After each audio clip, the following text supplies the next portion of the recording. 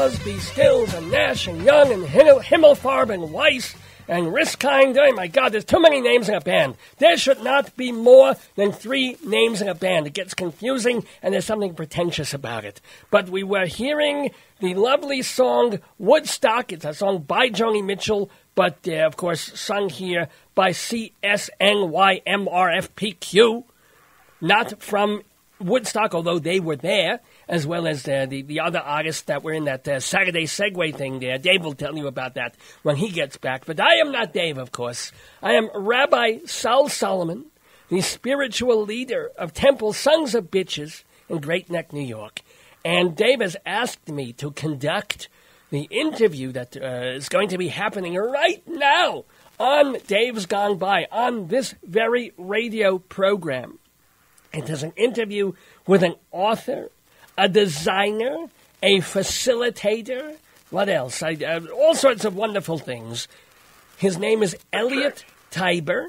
Oh, I hear him in the background. He's chewing at the bit. He's Jewish, so he can't stay silent for 4 seconds while I'm doing his introduction. Good morning, Elliot Tiber. How are you doing? Shalom. Good morning, shalom. It's Shabbos, and I guess you don't want the Hasidim to listen to your show, huh? Nobody listens to my show. What can I tell you? It's not my show anyway. It's Dave's show. He's a very nice man. He lets me come on here sometimes to do my rabbinical reflections. I'm going to be talking about the Pope later. This is very exciting. I'll probably get death threats, but I get that from my family. So, Mr. Tiber, or should I say, Mr. Eliyahu Teishberg, I paid $12 to change it to Tiber when I was 18. Why did you do this? Because I was going to be an artist, and you couldn't get jobs in New York in the ad agencies of a Jewish name, and I hated my family and everything they represented, and so I paid money to change it. Do you regret that, or do you ever think of changing your name back, or are you forever Elliot Tiber? I'm forever Elliot Tiber, except in the last 3 years, since there's 7 million blogs about me, all of them give the name Elio Teishberg. So there are Teishbergs under rocks that I haven't spoken to in 50 years that have been writing me and calling me, and I just get rid of them fast. Well, they probably just want money. I know I do. What do you have in your wallet? Because I'm broke. I could use it. Well, anyway, I'm asking. Shabbos, I don't carry money on Shabbos in my wallet. Now, wait a minute. You mentioned before we even started talking that you're Jewish, but you're an atheistic kind of a Jew. So, yeah, are you Jew? Where are you on the Jewishness curve? I'm an atheist of all religions, all of them. To me, the way Bill Maher so beautifully put it in his film Religiosity, it's just the pollution of the world and humanity, and because of religion, we're in the big trouble we are in now. But then again, what do you believe? Can you believe in nothing? Can you believe that it's all here just because it's here? Oh, I believe in a lot of things. I believe in movies and in books and in theater and music. And who invented celluloid? Who invented the phonograph record? Who created sound? That was Sidney Yalowitz from Bensonhurst. He invented it. I knew it. I knew it was Yalowitz. I wasn't sure. Wikipedia has had differing explanations on that. Thank you. I wanted backup on this. Anywho, we're talking to Elliot Tiber, the author of Taking Woodstock, upon which the Ang Lee film was based, and also his brand new book called Palm Trees on the Hudson from Square One Publishers. Now, what is the difference between these two books that you have written? Well, they're in reverse order. Palm Trees on the Hudson, the true story of the mob, the Jewish mob, Judy Garland and Interior Decorating, is the prequel to Taking Woodstock. The Taking Woodstock book and movie was such a phenomenal success, the publishers wanted the prequel to it. So it's everything from my days in Bensonhurst and my parents' store and the yeshiva of Flatbush and high school and college and my career days leading up to a week before Woodstock. Oh, my God. You mentioned the yeshiva of Flatbush. Did you know that the host of this actual program, Dave, almost went there? He went to a place called Bialik School in Brooklyn, New York. Have you heard of this? No. Oh, it doesn't... Like the Bialystocka bagels? No, Chaim Nachman Bialik. You know, the poet, the guy. He wrote... Yeah. They named a school after him. Almost doesn't count. You had to be molested in Yeshiva Flatbush. The other yeshivas, the rabbis there didn't know how to molest. Now, hold on. You're not lying about this. You were kind of molested. You were molested at Yeshiva of Flatbush. How? Well, I was a rebel. I was forced. My mother wanted me to be a rabbi, so I was forced to go to yeshiva 6 days a week. And on Sundays, they would ask, who didn't go to shul yesterday? And the rabbi would have the ruler out to hit you. In those days, that's what they did. They hit you with a ruler. And I was always proudly raising my hand. I said, no, I didn't go. And I didn't know yet there is no God. I didn't go because instead I wanted to go play ball or go to the movies or paint my paintings. And so I kept getting hit with the ruler in the back room, behind the classroom, on the rabbi's lap. And I didn't understand what was going on. It was lap dancing because he was playing with himself and then with me, and I was scared out of my mind. So wait. Did he take your pants down, or was he smacking your tushy with the pants? He didn't take the pants down. So he wasn't. He was playing with you, but where was his hand going, for God's sakes? Well, he was jacking off. Am I allowed to say that on your radio show? If you weren't, it's too late now, but okay, yes you are. He was, or as we say in Hebrew, he was Yaakoving off. That's how we like to put it here. Then I was 13 in graduation time, and apparently I was first in my class, I don't know how, and I had to make a speech on the stage in Hebrew and in English to all of the 500 parents, children, rabbis, whatever, and I went up to the Aron HaKodesh, the Holy Ark, for those who don't know what that is, where the Torah is kept, which you're not allowed to touch, not tray for hands like mine. I was having pizza in those days, which was tray for hands. I didn't yet have pork. And now I'm a vegetarian, so I don't have any of that stuff. But so I went up to Holy Ark, and I opened it up, and there was a hush in the auditorium and shock. And I was delighted, and then I turned around, and instead of the speech that was approved, I said, there is no God. Oy. Well, 3 or 4 of the teachers and the rabbi come running up to the stage to hit me and yank me off, and I said, Rabbi Weiss, what are you so upset about? Why don't you tell them about what happens in the back room every day, every Sunday? That there was no words lap dancing then, but that you were messing around with me, fooling around with me. I don't know what words I used, because we didn't know in those days. And so the rabbi ran outside, and my parents yanked me out, and that was my exit from the rabbinical world. My God, sounds like Shabbos in my house. Hoy, basic. But now, well, you said, "Oh my God," that means you have God in your house. I know he's there. Yeah, he's in a cupboard. If I need a little bit of reassurance, I open the cupboard. I think, oh, there's God, and then I close the cupboard and I go on with my day. I'm a rabbi. I kind of need a little bit of God in my life. That's just me. I'll give you advice, Rabbi. What's the advice? Tell a halava instead. It works better. Well, what do you think halava is? Oh, I have a piece of halava. Oh, I thought you meant say halavai. Oh, yeah. No, halavai. Halavai is good. Nestle's chocolate better. But anywho, as crazy as this Rabbi Weiss was, who was tickling his pickle while you were doing the Hebrew thing there, your parents were even crazier. This is in your book, Palm Trees on the Hudson. It was almost maybe even worse in some ways than you see George Costanza's parents on Seinfeld, because both of them were yellers. You had one yeller and one milk toast, one henpeck. Is this true? Yeah, well, henpeck is a polite way of saying my dad absolutely never stood up for anything. He just did what Mama said. And she would stir him up and say, Yanko, his name was Jack, look what Ellie did today, and some terrible deeds I did. And I would run up to my bedroom and lock the door, and because he would run upstairs, take off his belt, and he would whip me. And that was the beginning of why I liked S&M so much. Years later, I got involved with S&M and leather and whips and all of that, but I didn't know it at the time. But he would whip me. And then Mama would come up after the whipping with a food tray. Darling, now you're a good boy. So that was the message. It was clear, when you get whipped, you're good, okay? And I didn't know it then. In my black bedroom, they sold paints and housewares in this store, so I took home gallons of black paint. I painted the whole room black. I was 11, and I liked black already. The whole room black. was also because my father had a little roofing company, and one of his helpers was a young black stud guy. I don't remember his name, about 20, and to me, an old man. And he would take me down in the basement. We had a coal bin, and he would do stuff with me, which I didn't know what it was about until years later in analysis. So I started to like black also, black walls and black guys. It was a wonderful upbringing. Now hold on. Now, but this black person, when you were 11, at that point, did you I mean, the rabbi, obviously, that was, you didn't like, you didn't want. Were you at the point when you were 11 that the black person doing things to you was already a pleasant thing? Or was it still too young and obviously It was 4 when he started in the basement. I used to play in the coal bin with the coal, because I didn't have any friends. Nobody liked me.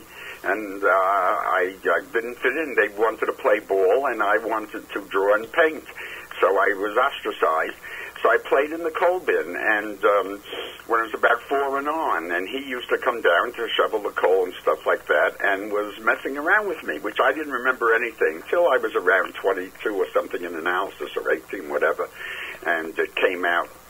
Well, if he was in the coal, are you sure he wasn't a white guy just covered with coal soot? You never know. You may have touched him and it would have come off. You don't know that. No, I guess he must be dead by now. Unfortunately, I would go find him. And what would you tell him? What would you say to that man? Let's do more. It was very good. Good. Wow.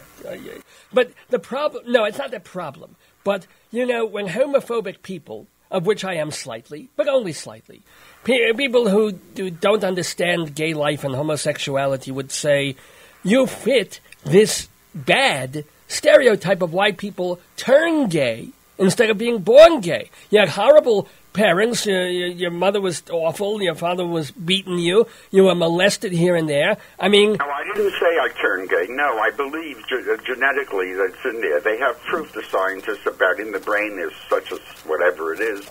In gay people, there's a difference from straight people. I think you're born gay. You don't know about it. You may not understand it. You can blame your parents. I don't blame my parents that I was gay. I was born that way. They just helped it along, that's all. So, and you have never thought of that perhaps you're bisexual? Have you ever stripped a woman? Just curious. I went out with girls, of course. That's what you did. And I dated girls in high school. I was in the theater group. I was in the high school band, and I dated this girl, Roberta, who played a cello, and I was big and tall, and she needed someone to carry the cello for her. So when I was about 18, and we were in college already, and I tried to kiss her on her front porch, and her mother saw and started to scream and carry on, and in those days, at 18, kissing was just about acceptable. So I got punished for doing that. At 18?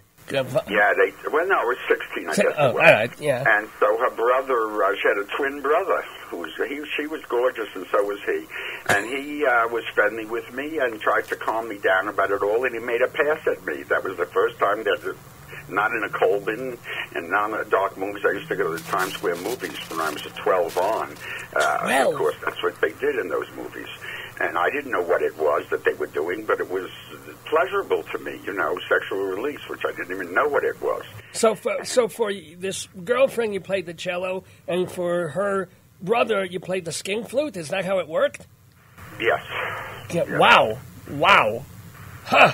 So that was, happening then. But in in those years, everything was. It's not like today. 12-year-olds know all about sex and abortion and everything else in between. In those days, you didn't use any foul language. You didn't, or you got your soap literally in your mouth, and you certainly didn't do sex, or you didn't admit to it. I'm sure everybody was doing it, and so I was doing it on the side, but I never acknowledged it to myself even. At what point then did you, quote unquote, come out? Let's see. In college, in my second year in the drama group, there was one of the people in the theater group there was my neighbor. It's always the theater kids. Always the theater kids. Yes, continue, please. Well, Johnny Cuba, he was Italian. and handsome, and we used to ride to and from school together in his car. I didn't have one in his car. And then he made a pass at me, and we started to kiss. First time I ever kissed a guy. And it was all very exciting, and we became lovers for about a year until I found out that there were others. He took me to a gay bar, which I didn't even know it existed. There were only two in the village at the time, and we went in, and I couldn't believe all these guys were homosexuals. It was just amazing to me. And so that's when I came out.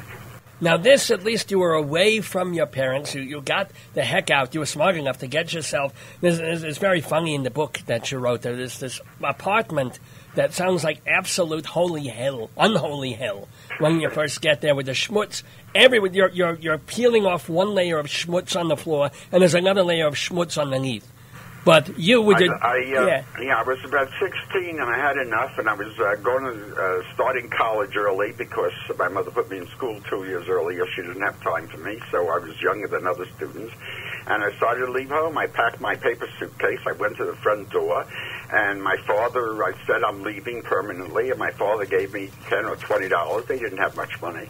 And Mother stood there and saying, when you'll fail, don't come back because I'm renting out your room, and I'm changing the locks, and goodbye and good riddance. That was my mother's parting words.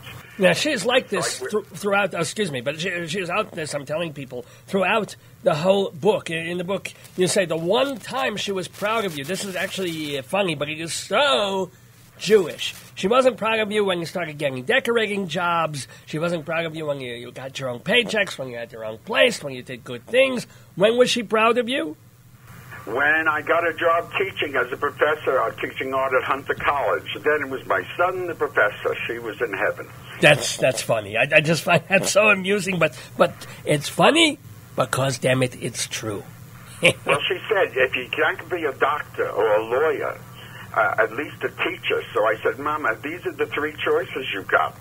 I said, interior decorator, hairdresser, or ballet dancer at the Metropolitan Opera Ballet.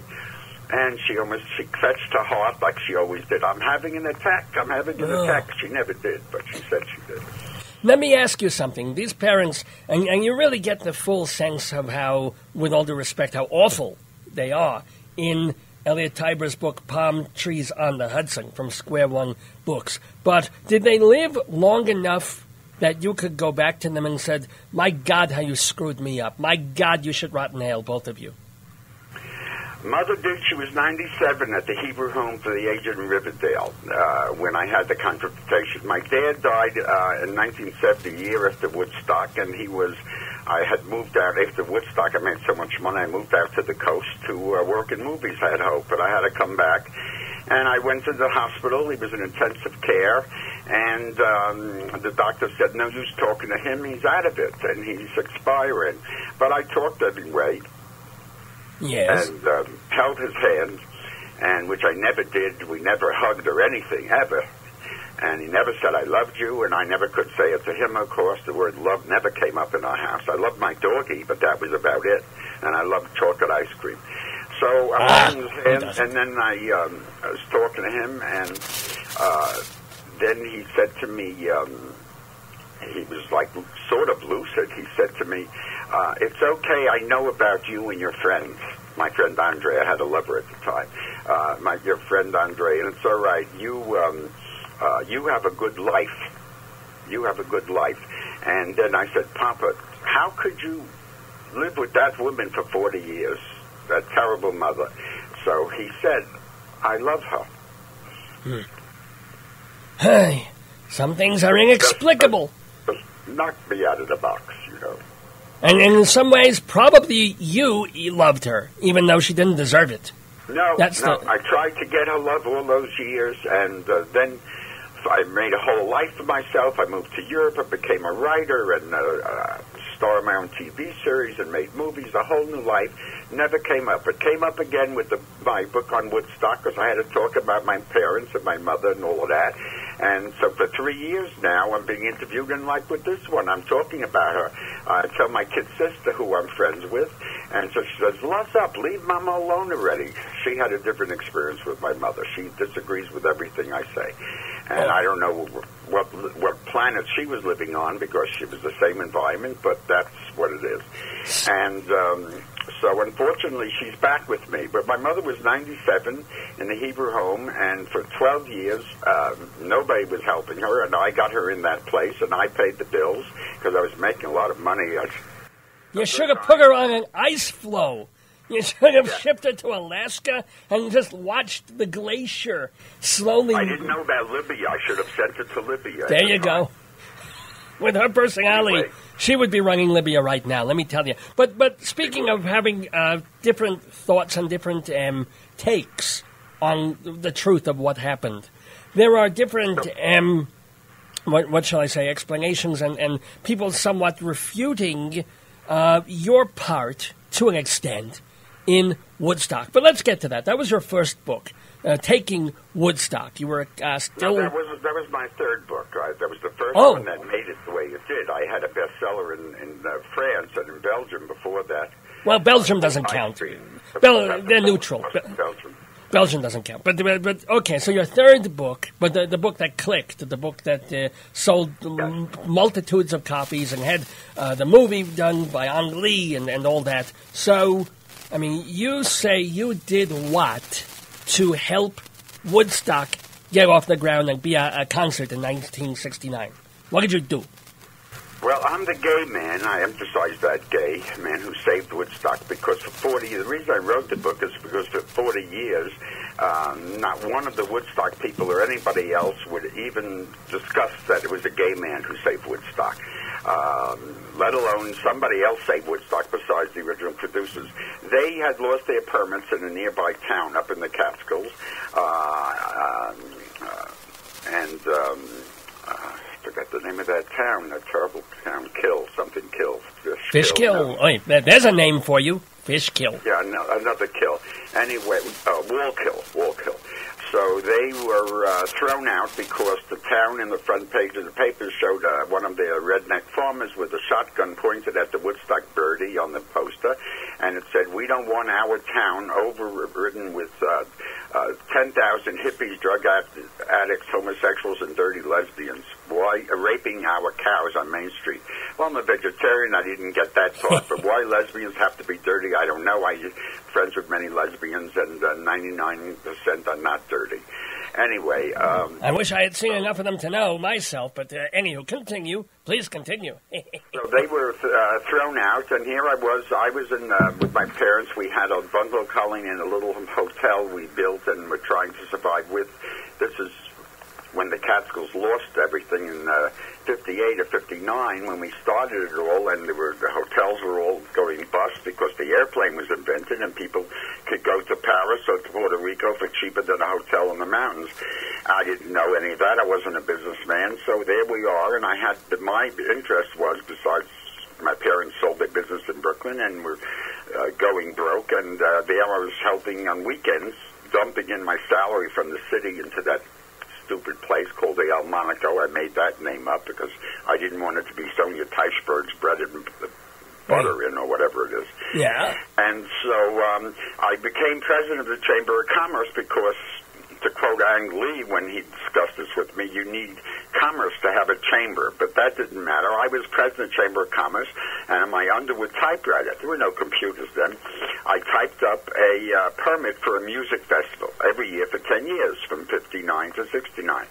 And I had on my lawn, I played records in the Sun, Judy Garland, always Judy Garland, and Barbra Streisand and Neil Diamond. And we had plays in the barn. I got actors from the village to come up there, a theater company called Earthlight Theater Company. And we were trying to do Shakespeare in the Catskills. Nobody came, so we did As You Like It. We changed the name to Sex You All Come. Nobody came. And I performed. I wrote monologues, and I performed my comedy. The only one who came, who bought a ticket to the music festivals and my theater, was my milkman, Max Yazga. Oh! And, yeah, he paid his $1, and he brought eggs and cheese, and for the actors, running out of food, we were eating the grass for salads there, and not the weed, grass. And So there we were, and here, sitting there and brainstorming with the actors, what do we do to have a season? This was in July already, or June, end of June. What do we do? And so there was on the headlines in the papers, they have no permit for the music festival anymore, and they're thrown out. And I thought, hey, I have a permit for a festival. I'd have to look through all of the boxes to find the paper. And I called them, and I said, who are you? And I said, never mind who I am. I have 15 acres of ground near you, and I have a festival permit, a legal permit for a music festival. So they said, where are you? White Lake is not on the map. And I said, well, we have maps from White Lake that says White Lake. And I told them, and they said, well, no, not by highway, by helicopter. How do we find you? And they said, you have a hotel, so take some clean white sheets, which we didn't have. We didn't have the washing machine. And make a cross on the lawn, and we'll be there in 10 minutes. My mother, the actors, and all hysterical. I made the big cross. Mother came out, and she said, what is this, Ku Klux Klan? Are you Miss Sugar? What are you doing with my beautiful linens? And the actors, I didn't tell them to, all got undressed. 33 of them, and the monkey, and a goat, the mascots, and painted on their bodies peace, love, and music. Mother was just wild, didn't know what to do, ready to call the sheriff. And then the helicopter arrived out, got Mac Lang, the producer, and his lawyer, and his assistant Tish with a little Yorkie. I've had Yorkie since. I didn't know what it was, a little cute Yorkie. And where's the permit? So I show him the permit. The lawyer looks at it. He says, well, it looks legit. I said, what do you mean it's kosher? The only stamp I had was from Max Yazga's butcher department that said kosher stamped. What else could I stamp it with? We couldn't afford a Chamber of Commerce stamp. So I said, it's kosher. Let's see the land. I took them to the back. Our 15 acres were mostly under water. We couldn't afford real plumbing, so we had a lot of cesspools. And so it was a swamp. And so their hearts went down, and we can't do it here. They're ready to leave. They said, we need dry grass. I said, wait a minute. My milkman has hundreds of acres of nothing but dry grass, a bunch of cows. He could move the cows away. So we drove up to Max, and the rumors on then in the papers, everything, there were 10,000 people, tickets sold. And Max said, look, for $50 a day, you could have the place for the 3 days, provided you clean up afterwards. Okay. Nobody knew what that meant, of course. Right. And by the time we finished meeting 2 hours later in a restaurant on the local radio, the waitress's husband was the DJ, said that here's Elliot Tiber and the harmonica with Max Yazga and Michael Lang, and they're going to bring Woodstock to Bethel, the town of Bethel, and 25,000 tickets have been sold, and Noivey and blah, blah, all of this stuff. So Max's price went up to 1,000 a day, and then as the weeks went by and the numbers climbed, his price went up to 50,000 a day. After that, I didn't hear from him anymore, so I don't know what he got. And so for 6 weeks, we were getting a festival ready, but we were surrounded by local Nazis. You heard the word Nazi. I know that word very well, unfortunately. Well, I'm not supposed to say the word Nazi. Thugs is the approved way, my publicist tells me, but that's what they were. They were the children of German immigrants who came after the war and settled there. Lots of those families settled there, and they put swastikas on my hotel wall, and the words faggot, get out. Mother and father didn't know the word faggot, but the Nazi swastika they knew, and we whitewashed it over. So that was the wonderful environment. So these Nazis demanded money, a payoff, or else they were going to get a judge to cancel the permit and no more festival. And it was the festival was supposed to be Friday, August 15th, I guess it was, and that was Tuesday. And they said they wanted $100,000, which could have been like $1 million in today's money.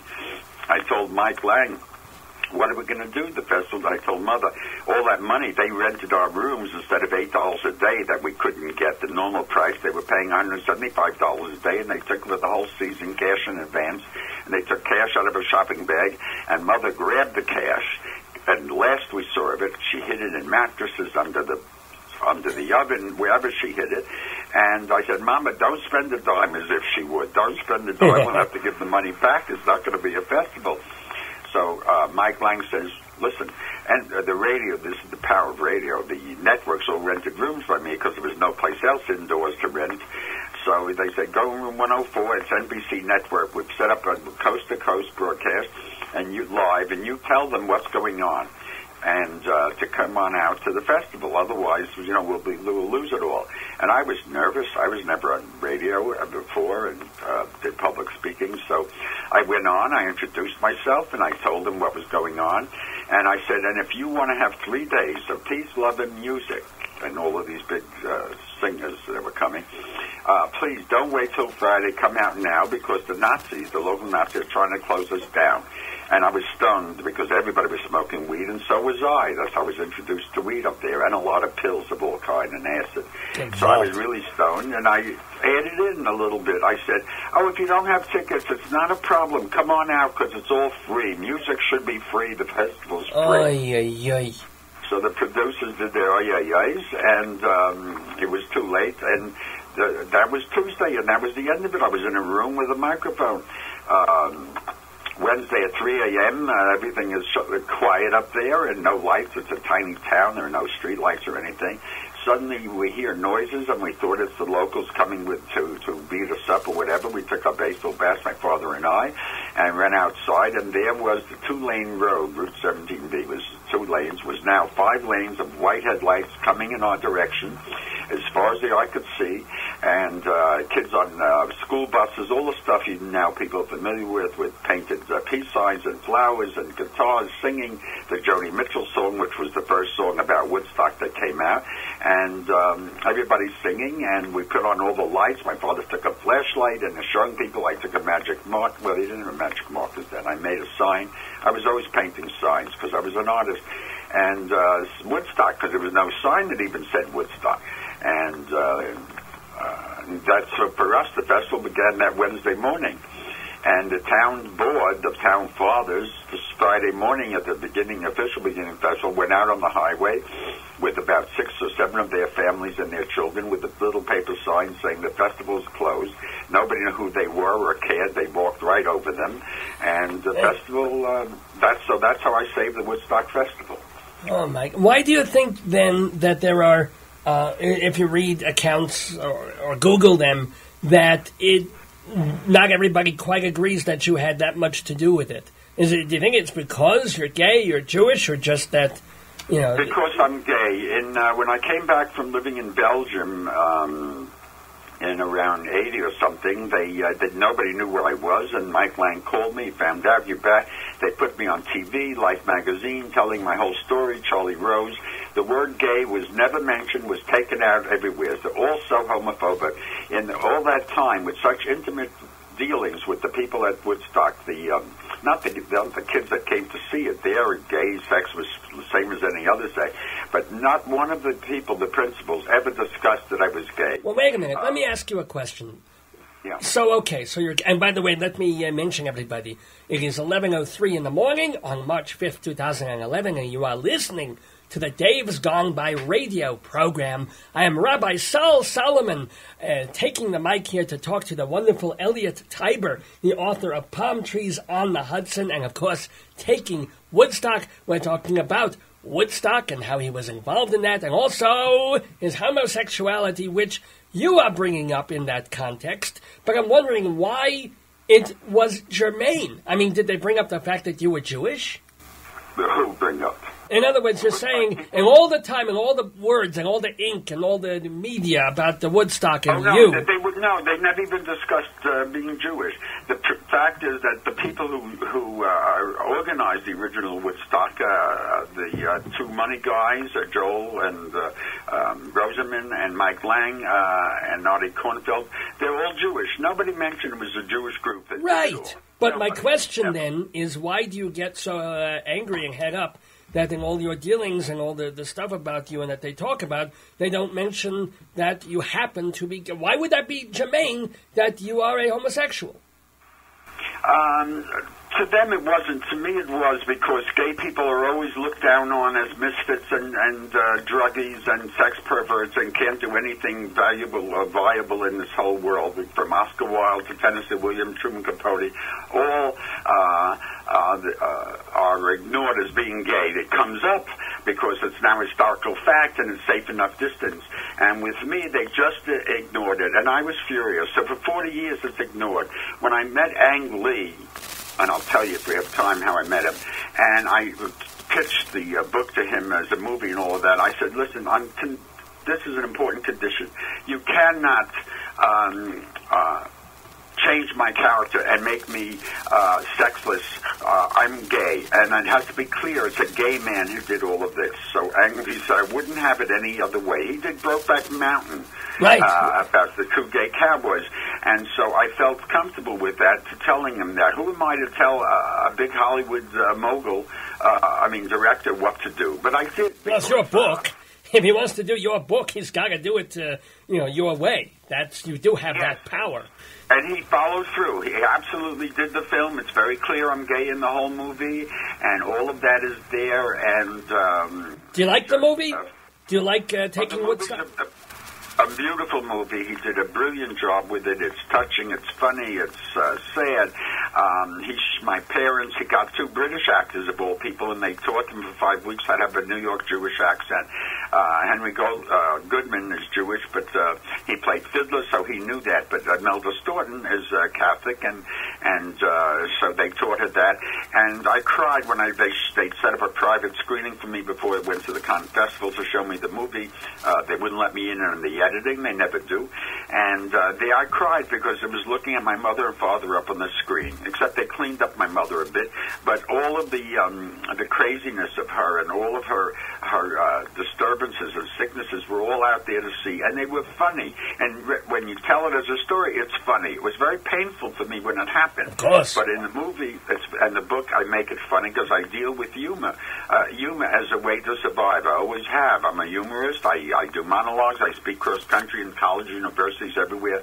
And humor is how I get my information across. Well, I guess I relate to that occasionally, being a rabbi and trying to get my misanthropic points across as well.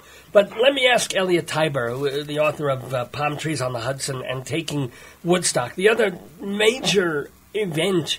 Well, you've had lots of major events in your life, but the other one, and since we are talking in the homosexual, gay kind of circles, was that you were physically at Stonewall.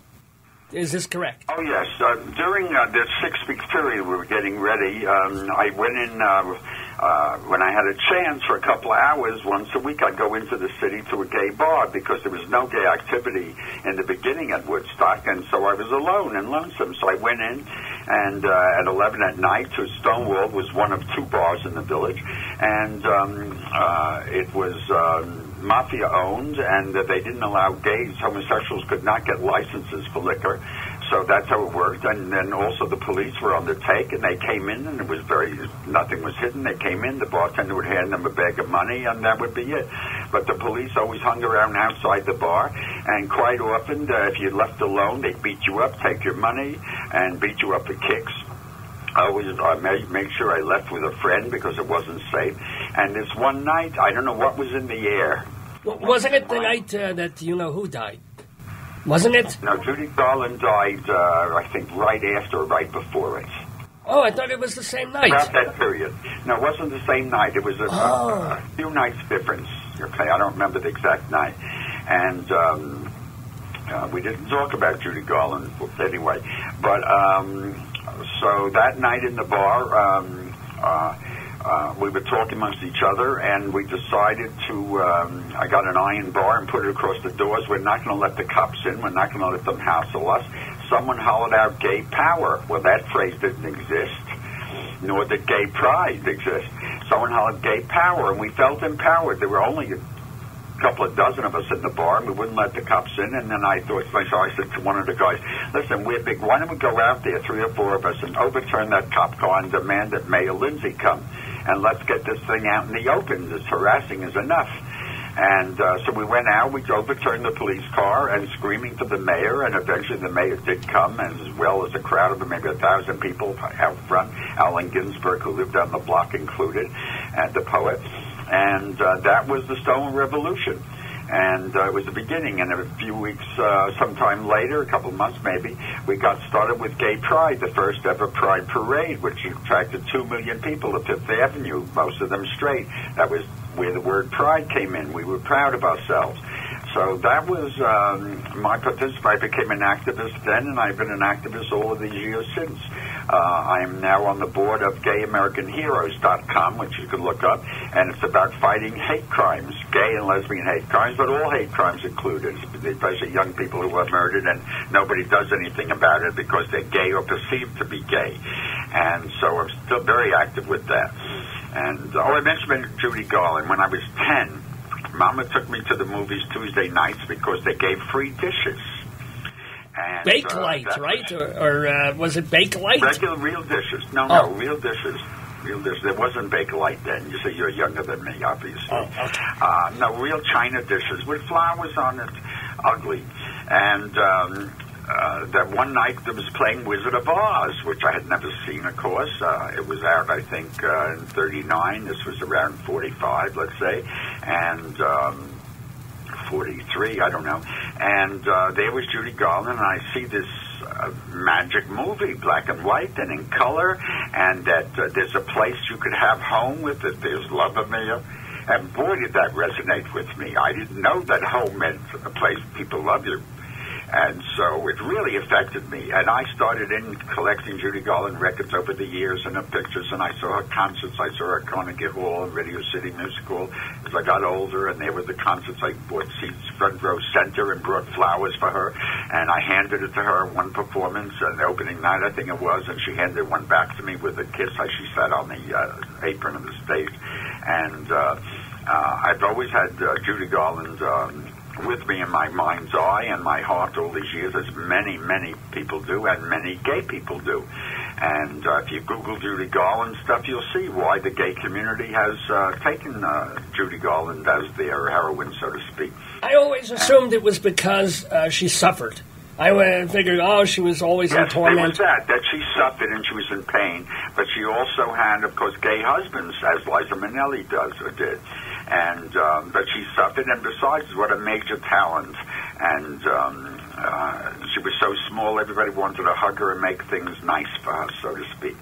And and then when I was a decorator, I was decorating for the Jewish Mob, a famous nightclub in New York. I didn't know they were the Mob. I found out suddenly one night. They hired me to decorate the SS Peter Stuyvesant ferry on the Hudson River for the 50th birthday of the owner of the club, who was the head of the fire department, too. And so I was getting ready to do all of that, and they said, listen, besides Mayor Lindsay and all the celebrities, Judy Garland is coming. Oh. Wow. I went sugar, and I did the whole thing like Arabian Nights with palm trees. Why, I don't know. Palm trees, and like a Hollywood movie set, and I got gay boys I knew to paint their bodies gold and walk around with little bikinis to serve drinks, and ice sculptures of the Munchkins and Judy and all of it. Unbelievable. I knew I would have a chance to welcome Judy in person and get, be with her, I had hope. And so we're on the boat, and then it's around, I guess, 8 o'clock, and everybody's on the boat already, a mob of 500 people, and then the limos pull up, and it's Judy's coming. And so everyone runs over to the side of the boat, and the captain was hysterical. He's going to tip the boat, and so they did that. And then Judy came on board. I welcomed her, introduced her. She sang Over the Rainbow and other songs, too. And I got to take her. She was stoned and drunk, as was I, and I got to take her to my little cabin that I had for myself there. And we spoke. We had time, and she gave me some very intimate words of advice. And such as? I was telling her a bit about myself and all of that, and she was telling me about Hatzoros, and she said to me, what only counts is never mind your family, she says. You make your own family. Make your own family that loves you or you love. Forget what you had in the past. And that really hit me, And I did. Over the years, I have a big extended family. I've been living a lot of places around the world, Bangkok and Tokyo and Paris and so forth, and I've made friends everywhere, and I keep in touch. And these are family, as opposed to what I had, except for my kid sister, who's my family. So that's how the importance of Judy was. When we had the funeral was for her, I went into the city. There were, I think, 30 or 40 or 50,000 people at Madison Avenue by the funeral home. Couldn't get to it. I couldn't get close enough to get in there to see her coffin. I didn't really want to see that either, you know. Well, but let me ask the advice about the family, because family is, like it or not, important, whether it's your biological or the family that you surround with yourself that will support you and tolerate you, and in my case, barely tolerate me. But that's understandable. But have you ever, quote-unquote, settled down? Have you had a long-term relationship? Are you in a long... What? Oh, yes. After Woodstock and my dad died, I moved back to the village, and I was going to gay bars, and what opened a phenomenal open called the Meat Market. No, I forget her name. In the Meat Market, which is now very chic with Donna Karan and Calvin Klein. It was the Meat Market district in South 14th Street, and there was a 3-story old meat market that was converted to a gay sex club. And I didn't even know what a sex club was. A friend called me and said, "There's a sex club." I said, "What's that?" And we went down, and there were 3 floors of pitch black, except for maybe a 5.5-watt bulb on each floor, and alcoves and rooms and slings and police cells and all kind of fantasy rooms, even a Central Park room, and people having anonymous sex. It was so dark. You were welcomed by everyone. You didn't feel fat and ugly. You didn't feel short or anything else. You just... I would always feel short no matter what, no matter where. Maybe you, but no, I would always feel short. Anywho. Don't ask. Okay. Well, I'm 4'1", so I have a height problem, too. You are not 4'1". You are not. Sorry? 6'1". 6'1". Oh, that's... What's your height problem? I always wanted to be taller. I wanted to be like Rock Hudson. And I even met Rock Hudson. As I was a decorator, I met so many celebrities living in the village, and Truman Capote, Marlon Brando, and Rock Hudson. I was at the party where he was on a famous Channel 7 newscaster. I forget the name. It was his penthouse, and there was a big party with a couple of hundred guys there. And there was Rock Hudson. I couldn't believe when I came in laying on the floor naked and everybody in line. So I got in line, too. I didn't even know how to do anything. And I got in line, too. And to what? I don't know. The book just says we messed around. We partied, and that's all I'm allowed to say. Wow. Okay. Let me ask you, before we get back to the thing, and we just have a couple of more minutes here with Elliot Tiber, but you were about to mention your relationship with Andre Ernat, the director, I assume. Yeah. I met, coming out of the sex club was this guy, and I was all in leather, was in leather too, and we went for coffee, and 3 in the morning, and spoke until sun up. And we spent 3 weeks together. He was here he was a theater director from Belgium, here on a grant, a Harkness grant, and he was going back to Belgium, and I panicked, and I sold my apartment, and I moved to Belgium, and we became lovers. We were together 27 years, so I had somebody in my life. He died in 99, unfortunately, young. He was only 54. He was 9 years younger than me. He died from hepatitis. He got from some salad, the doctor said, or something. And so I have my Yorkie. So that's my little love of my life. And I've had friends, but nothing like Andre. I had 27 years of a mensch. He was half Jewish, half Catholic. The Jewish part was a mensch. And so he felt guilty about being Catholic. That makes sense. But let me ask you, do you think that having that long-term relationship saved your life from AIDS? Oh, absolutely, absolutely. When I met him, I had no self-esteem. I had a little bit of self-esteem from Woodstock. Just started to sink in a year later that I was able to do what I did. My mother was ashamed of Woodstock till the day she died. She called it filth and dirt and schmutz, even though it made her enough money to live on. And until she was 97. And matter of fact, in the Hebrew home, I said to her, "Listen, I've been coming here every week. I bring you a bathrobe or flowers, whatever, all of these years, and you never once acknowledged anything to me. You never once said you loved me. Never once, Mama." Silence.